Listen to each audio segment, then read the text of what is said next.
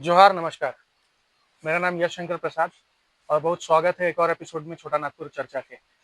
आज जो हमारी गेस्ट है वो रांची के रहने वाली हैं, फाइनेंशियल सेक्टर से अभी बिलोंग करती हैं और फिलहाल रांची में नहीं है।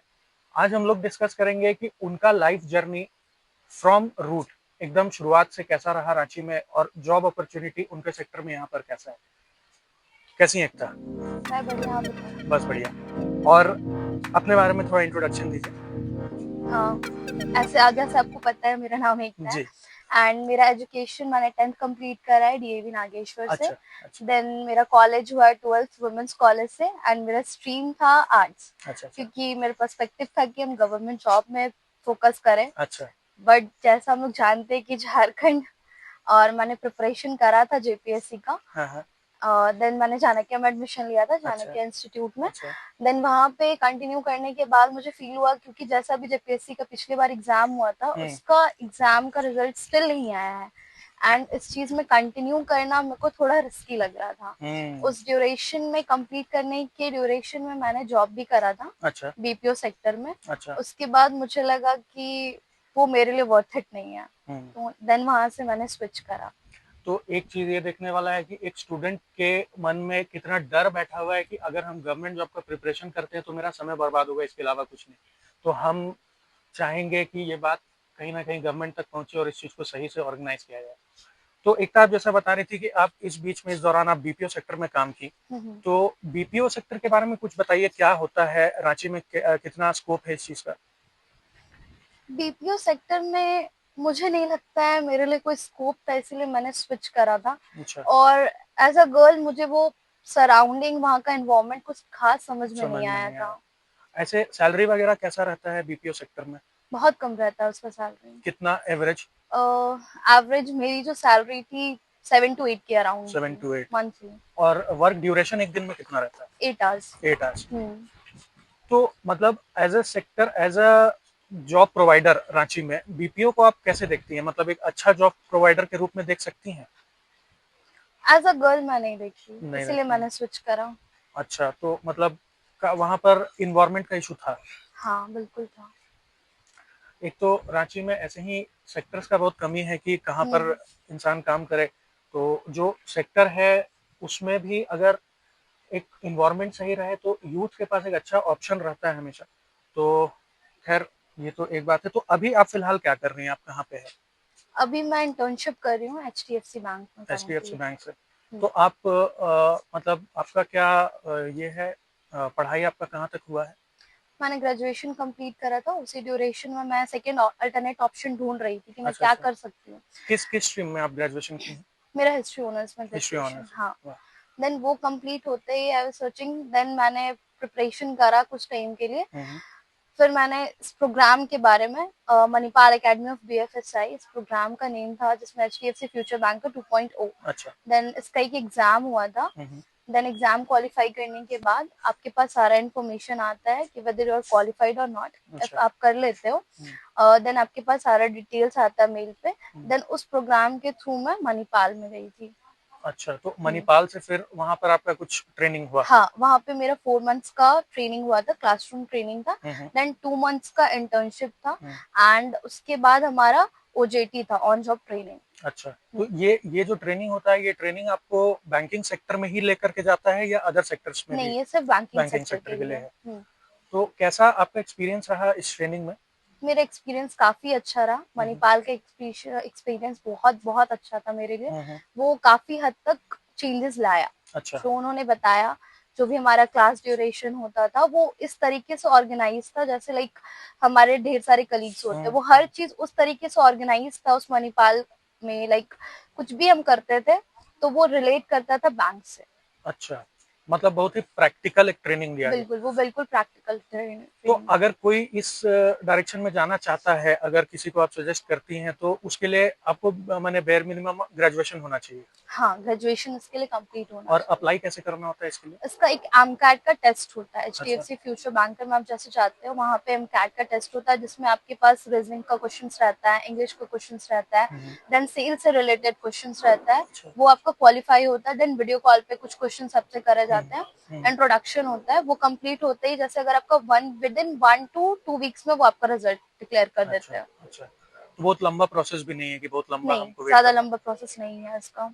चलिए, तो ये एक मतलब एक ऐसा स्ट्रीम है जो आप सजेस्ट करेंगी फ्रेशर्स को आज के डेट में? हाँ, ये मैं फ्रेशर्स को सजेस्ट कर सकती हूँ, क्योंकि ये आपको मेरा स्ट्रीम था आर्ट्स, देन मैंने हिस्ट्री में ग्रेजुएशन करा, मेरे को बैंकिंग सेक्टर के बारे में बिल्कुल नॉलेज नहीं था, बट जैसे मैं यहाँ पे गई मुझे एक एक चीज का डिटेल्स पता चला, मुझे पता नहीं था कासा क्या होता है, मुझे पता कासा नहीं क्या था होता है, एक बार बताइएगा। करंट अकाउंट्स एंड सेविंग्स अच्छा। अकाउंट, अच्छा। उसके बारे में हमें डिटेल्स बताया गया, अच्छा। अच्छा। उसमें कितने वेरिएंट्स होते हैं, क्योंकि मैं एचडीएफसी थी हम्म। और मणिपाल में सिर्फ एचडीएफसी का ही नहीं होता, वहाँ पे आईसीआईसीआई का होता है, आईडीबीआई का होता है, देन एक्सिस का होता है, देन कोटक का होता है, तो सारा बैंक्स वो टाई अप रखते हैं, देन ये कोर्स कराते हैं हमें। अच्छा, हम्म। तो यहाँ से आपके जानकारी में आपके सर्कल से कितने लोग और गए होंगे आपके साथ में, या अ, रांची शहर से या झारखंड से इन जनरल काफी लोग रहे होंगे? नहीं, नहीं। झारखंड से बहुत कम लोग थे, मेरे को लगता है झारखंड से 170 के काउंट में मोस्ट प्रोबेबली 10 स्टूडेंट्स होंगे बस? बस। और बाकी फिर ऑल ओवर इंडिया हर ऑल जगह? ओवर इंडिया से थे। तो झारखंड का रिप्रेजेंटेशन कम होने का कारण शायद अवेयरनेस नहीं हो। अवेयरनेस नहीं था, एक्चुअली इस प्रोग्राम के बारे में खुद भी अवेयर नहीं थी। आपको कैसे पता चला प्रोग्राम का? मेरे को इस प्रोग्राम के बारे में मैंने यूट्यूब में सर्च करा था, अच्छा। तो अच्छा। यूट्यूब में आया, देन मैंने फॉर्म फिल करा इसका, हम्म। देन जैसे ही रिजल्ट आया, देन मेरे भैया को मैंने कॉल करा कि ये रियल है या फिर फेक है, क्योंकि आपके पास ऐसा डिटेल्स बहुत सारा आता सही है। बात है। देन मेरे भैया ने कंफर्म करा कि हमारे ही एरिया में इस कोर्स को किसी ने करा है, उन्होंने आईसीआईसीआई से करा है, तो ये फेक नहीं है, ये रियल है, आप कर अच्छा। सकते हो। देन मुझे इस कोर्स के बारे में पता तो चला चलिए, था। इस वीडियो के थ्रू बहुत लोग को अवेयरनेस होगा, जो मतलब फाइनेंशियल सेक्टर की तरफ अगर बढ़ना चाहे तो एक ये भी रास्ता होता है, जरूरी नहीं है कि सिर्फ आपको बैंक पीओ ही निकालना पड़े, एक ये भी बिल्कुल। एक रास्ता होता है। तो अभी अभी आप फिलहाल किस सिटी में बेस्ड है, कहाँ पर प्लेस्ड हैं आप? दिल्ली में। दिल्ली में।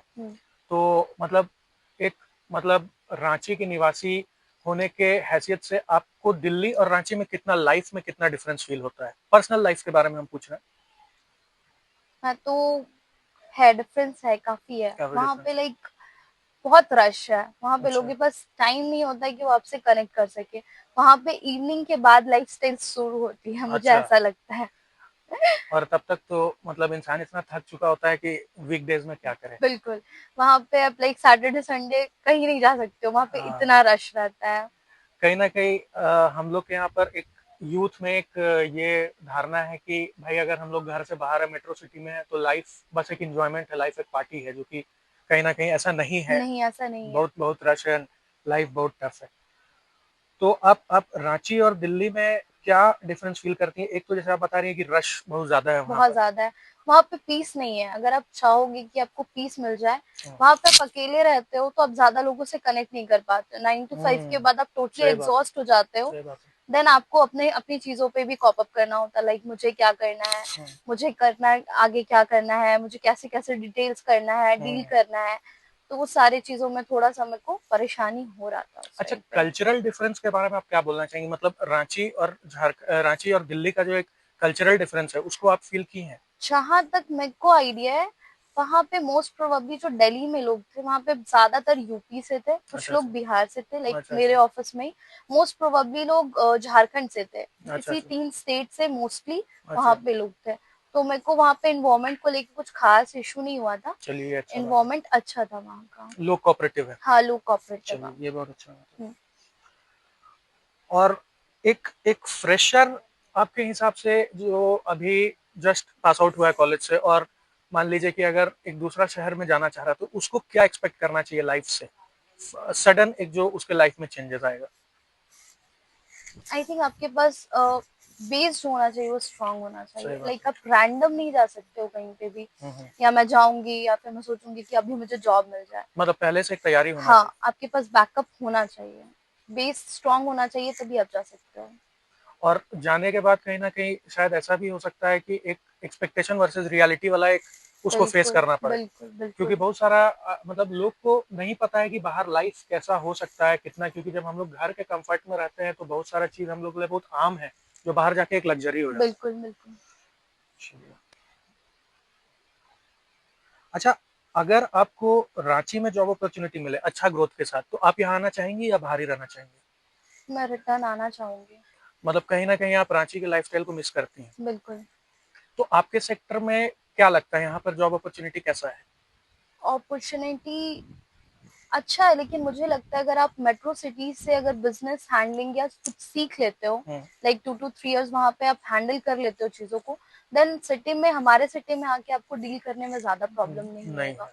और सेविंग्स को लेके भी ज्यादा बेस्ट यही है हमारा होम टाउन। सैलरी स्ट्रक्चर में कोई अंतर, वहाँ पर सैलरी ज़्यादा है, यहाँ पर कम, ऐसा कुछ है? नहीं, सैलरी स्ट्रक्चर सेम है। नहीं, सेम है।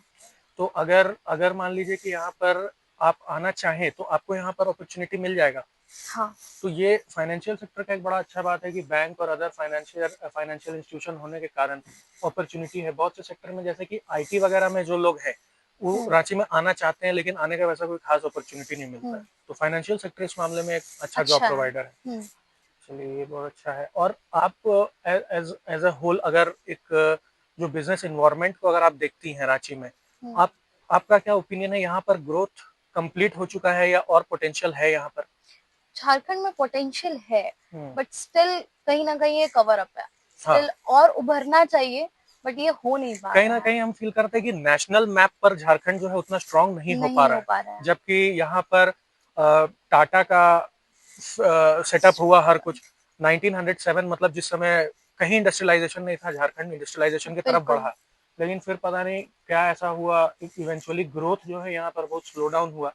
और जैसे कि एकता है, ऐसे ही बहुत सारे यूथ हैं जो कि झारखंड में, रांची में जॉब अपॉर्चुनिटी ढूंढते हैं, क्योंकि छोड़ के बाहर कोई घर को जाना चाहता नहीं है। घर के हम्म। कंफर्ट में रह के अगर ग्रोथ मिले किसी को भी तो क्या इशू होगा। हम्म। बहुत अच्छा लगा आपसे बात करके एकता। बहुत बहुत थैंक यू। Thank you. जोहार।